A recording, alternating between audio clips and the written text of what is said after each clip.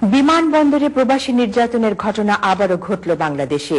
এবার শুধু বয়স্করা নয়, ছোট্ট কোলের শিশুও বাদ পড়েনি বিমানবন্দরের নিরাপত্তায় নিয়োজিত আইন শৃঙ্খলা রক্ষাকারী বাহিনীর আক্রমণের হাত থেকে। গত সোমবার সিলেট ওসমানী আন্তর্জাতিক বিমানবন্দরে লন্ডন প্রবাসী আবু মোহাম্মদ আশরাফ হোসেনের পুরো পরিবারের উপর এই লাঞ্ছনা ও অমানসিক নির্যাতনের ঘটনা ঘটে।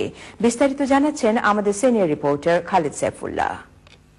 মারছে, ওরও মারছে, দুঃখাইছি, খাইছি, উকাইছি, অনু মারছে, দুইত আমি খাইছি। আমি আব্বুর কুরু আসলাম, চেক বাড়ি দিছে।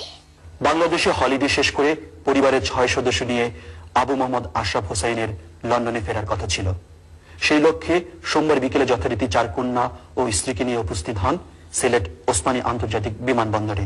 কিন্তু তাদের বাদশাদে নিরাপত্তায় নিয়োজিত আইন শৃঙ্খলা রক্ষাকারী বাহিনী।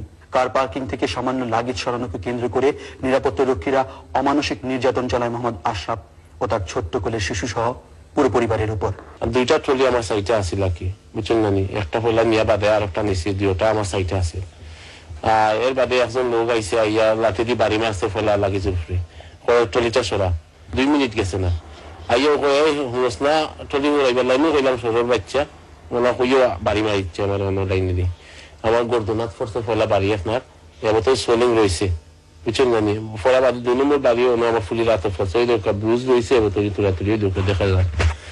3 নম্বর বাড়ি ফোর্সে যত আমার ওয়াইফ আইসো না, ইয়েও টাইম ফিরাইছো, ফিরানির পরে আগে আঙ্গুল খানি আঙ্গুল আস্তা বেডটাতে বাড়ি ফোর্সে আঙ্গুল ফুলি গেছে আপনার।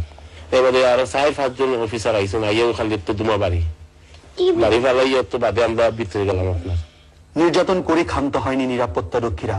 উপরন্তু আশরাফকে অস্ত্র প্রদর্শন করে ক্রস ফায়ারে নিয়ে গিয়ে গুলি করে হত্যা করার ভয় দেখিয়ে জোর করে আদায় করে নেওয়া হয়। সমস্ত ঘটনার জন্য সে নিজেই দায়ী।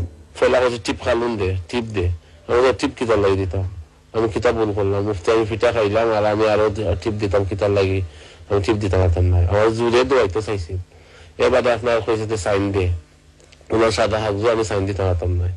এবার আপনার 4 জন আরো আর্মি লাগানো ব্লু ড্রেস ও রাইফেল আছে তারা সাইটে, তো এগুলো কইছে ওগুলো গুল্লি কর বন্দুক ধরে গলার মাঝে কইছে হেডে মার দেবে ইজ্জত সোনের মাঝে বন্দুক দলিয়া কখন দিবেন না জানা, ওখানে রেস্ট করে এত লিয়ে যাইব লয়া গিয়া তোর ইনকাউন্টার হইয়া টেরিস্ট প্রমাণ করে এত মারবো, তোর ফ্যামিলিরও শুদ্ধা নিব।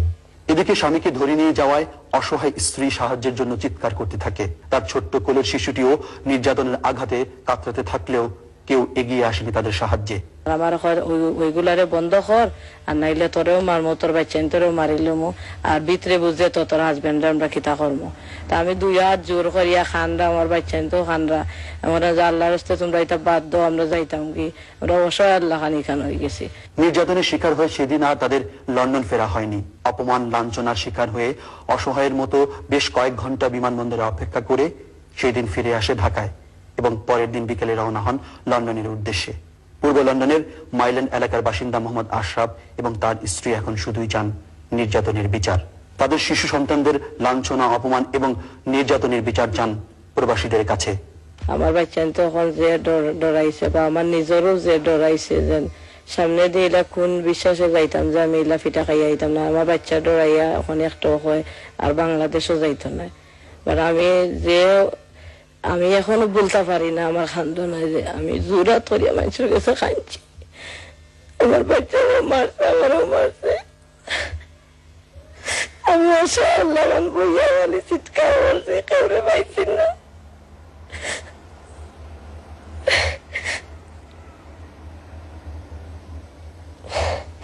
বিনা অপরাধে তারা আমরা এইরকম মায়ের করলো কি তার লাগে কষ্ট আমি বলতাম পারি না। আমি একটা বিচার চাই, আমার বাচ্চারে কি তার লাগে তারা মারলো। Khaled Saifullah, Bangla TV, Mile End, east London.